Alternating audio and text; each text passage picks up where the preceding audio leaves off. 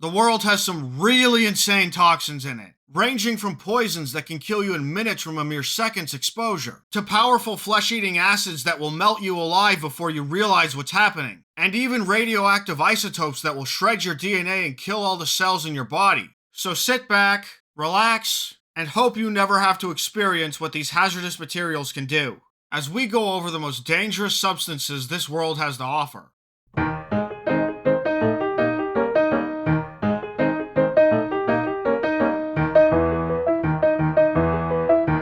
Tetrodotoxin. First up, we have a potent neurotoxin commonly found in nature. Tetrodotoxin is a compound found in many notoriously poisonous creatures, such as the pufferfish, the blue-ringed octopus, and many infamous creatures that use it as a defense mechanism. Compared to cyanide, it's around 1,200 times more toxic to humans, and unlike cyanide, there's no antidote. Curiously, the vast majority of creatures that have this toxin don't actually produce it themselves, but accumulate it from the bacteria in the food they eat. If you happen to get intoxicated with some of it, you'll likely feel the symptoms start to take place anywhere within 6 hours to under 30 minutes, depending on the severity. You'll get a sense of numbness and tingling throughout your body. Nausea will set in and you'll start having diarrhea and vomiting. Then you'll experience muscle paralysis, as your whole body starts to go limp. Breathing will become difficult and the amount of oxygen in your body will become dangerously low, all while your mind loses its ability to think straight.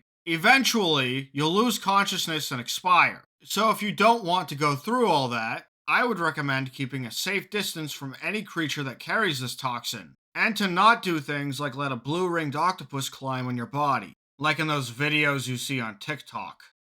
Thioacetone. Here's an interesting one. Thioacetone is a very dangerous substance for a reason you may not think. Unlike the other substances in this video, it isn't because it will poison you or melt your flesh. It isn't really dangerous in any particular way except for one aspect: its foul smell. It's considered dangerous exclusively because of how terribly stinky it is. The smell is worse than a carton of eggs that were forgotten about and left out to rot. Worse than a room filled with decomposing bodies and no airflow. Worse than a guy with 10,000 plus hours on League or WoW. It really is that stinky.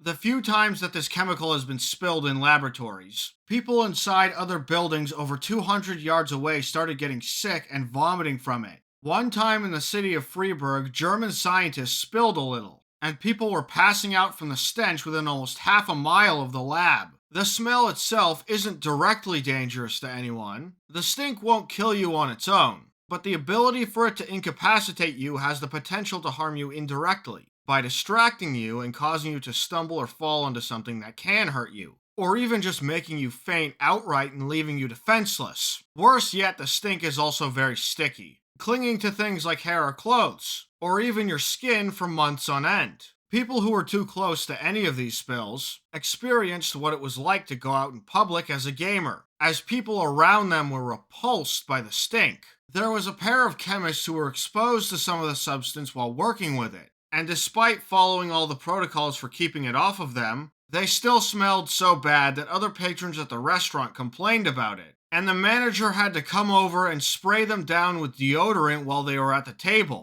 Fortunately, there's little risk of this substance being spilled anymore, as there's no real reason to make it. Thioacetone is rarely made on accident, and there isn't really a reason to make it on purpose. The only thing it really does is be unbelievably stinky, so we've wisely avoided producing it again. If there's anything to learn from all this, it's that you should try to remember to take a shower every so often. Ricin.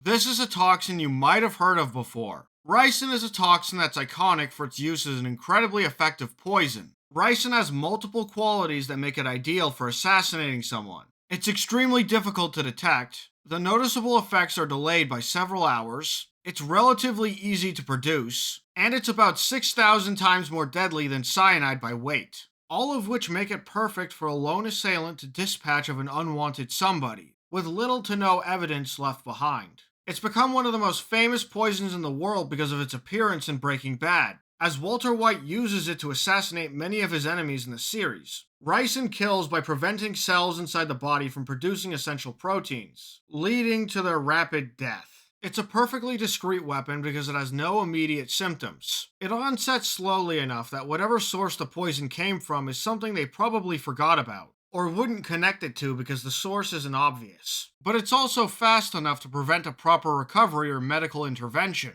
and medical professionals wouldn't notice it unless they were prompted to test for it within a certain time frame. It breaks down naturally in the body, so nobody would ever even know what the true cause of death was. Ricin can be gathered from castor oil seeds, a relatively easy to acquire item that is often processed for its oil, and just happens to have ricin as a byproduct. Ricin poisoning can occur through ingestion, inhalation, and injection, and whatever it comes in contact with first is usually the first thing it destroys. If inhaled, it kills your lungs, if eaten, it kills your gastrointestinal tract, and if injected, it kills your circulatory system. Then it spreads to the rest of the body and makes everything it touches inflamed, and causes you to start hemorrhaging and vomiting, and of course puts you in a lot of pain. Over time, organs will start to fail one by one, and you'll die in around 2 to 5 days, depending on how much you were injected with. One of the most famous real-life uses of it was when the Bulgarian government assassinated Georgy Markov, using a pellet gun disguised as an umbrella to inject a metal ball filled with ricin into his leg. At least it was theorized that it was ricin, because by the time they discovered the pellet, the substance had already broken down. So it's quite possible that there were other assassinations that used ricin, but that we don't know about because we were never able to detect it. Chlorine Trifluoride. How about we cover a chemical that does not just one bad thing, but lots of horrible things? Chlorine trifluoride is considered the most powerful oxidizer out of every element in existence. It is more oxidizing than oxygen itself. Not only is it a powerful acid that dissolves whatever it touches, but when this compound comes into contact with, well, pretty much anything, it violently reacts and causes it to burst into flames, including things that shouldn't be able to burn. Things like glass, concrete, and water will catch on fire when in contact with this stuff. It's also very toxic too, but that's the last thing to be worried about, because it does a lot of other stuff that will kill you a lot faster. Even after the compound decomposes, it creates deadly gas clouds of hydrofluoric and hydrochloric acids, which are two acids that are also very corrosive in their own right. Once in 1948, there was a spill that released 907 kilograms of it onto the pavement. It ate through a foot of concrete and then 3 more feet of gravel before it finally stopped, releasing toxic gas clouds as it did. So you think all that's pretty bad, right? Well, sit back down because it gets worse. Because it also explodes when touching a lot of things. Like water, which is pretty much everywhere. And the fires it creates are unextinguishable because nothing can put them out. There were attempts to turn it into a weapon in World War II because of how reactive it was. The problem is that it was too reactive and couldn't be stored safely, and it ended up being banned under the Chemical Weapons Convention before it could ever be used in combat. From what I could find, there has never been any known cases of this substance making physical contact with a person. But for the sake of it, let's imagine what would happen if it did. Like, how funny would it be if you dumped a bucket of this crap on some guy? Well, the first thing it would probably do is start burning at over 2400 degrees Celsius and cook them alive. Then it would react explosively with the water inside their body, potentially creating forceful explosions from the created gas, simultaneously making toxic clouds that could suffocate them if they somehow didn't die from the other stuff. Maybe not the deadliest substance in the world by weight, but definitely up there for the most horrific with how excessively violent and destructive it is, managing to burn, melt, explode, and suffocate you all at the same time. Batrachotoxin. Batrachotoxin, or BTX as I'll refer to it as, is an extremely potent toxin found in nature, similar to Tetrodotoxin. However, the lethal dose of BTX is hundreds of times smaller, with a median lethal dose of about 2 to 3 micrograms per kilogram, which is around 1 to 200 times more potent than Tetrodotoxin. Batrachotoxin is the same toxin found on the skin of poison dart frogs, who get their names from indigenous tribes in Colombia who use them to make poison darts. They're so toxic that the amount of poison you can get from wiping off the secretions on their back is enough to create several darts, each capable of immobilizing or killing large animals. Funnily enough, the way that poison dart frogs get their poison is very similar to the way pufferfish do. Like pufferfish, poison dart frogs do not produce their own toxin. as poison dart frogs raised in captivity do not become poisonous. Instead, it is theorized that their toxin is developed from the insects they eat, but it is not known exactly where it comes from. BTX is both neurotoxic and cardiotoxic. It works by blocking off nerve signals to the muscles and paralyzing them. These effects are particularly strong on the heart, causing it to suffer from arrhythmia, meaning to beat in an irregular pattern, and eventually making you suffer from cardiac arrest. Batrachotoxin also works much faster than Tetrodotoxin, often killing within 10 minutes, and there's no cure for it either. Pretty much another "you're screwed" toxin. A good rule of thumb to live by is if you see something bright and colorful in the wild, don't touch it. Polonium. Polonium is another substance that poisons you, but it breaks all the records for how incredibly small the lethal dosage is, and it poisons in a unique way that most other poisons don't. As a chemical, polonium does not have any toxic properties. The danger comes from its radioactivity. Polonium releases a large amount of radiation in the form of alpha particles. Fortunately though, because it's just alpha particles, it's not able to penetrate matter like gamma radiation would. It bounces off anything physical, even something as thin as a piece of cloth or paper, or just a few centimeters of air. So it isn't dangerous unless ingested. Unfortunately, when it is ingested, it can dump all of its radiation straight into your body. As it travels through your bloodstream, the radiation damages the DNA of the cells around it. Any of the cells with damaged DNA initiate a natural process where they destroy themselves, called apoptosis, to prevent themselves from becoming dangerous to the rest of the body. Polonium is 250,000 times more toxic than cyanide. It's estimated that 1 gram of polonium could poison 20 million people, and kill about 10 million of those people. Polonium is a very difficult chemical to acquire and difficult to detect. You can usually only get a meaningful amount of it from a nuclear reactor, so most of the assassins that use it are state-sponsored, often chosen because it's difficult to trace and unusual enough to evade being tested for. The most famous case involving it being the assassination of Alexander Litvinenko by the Russian government, where 2 Russian agents poisoned him by tricking him into drinking tea with polonium in it. And they almost got away with it. It was 3 weeks after he drank the tea and only 6 hours before his death in the hospital that they were able to confirm he was poisoned with polonium. So if you're the type of person who criticizes dictatorships, just be careful of what you ingest, as there might be a sprinkle of spicy nuclear seasoning in it.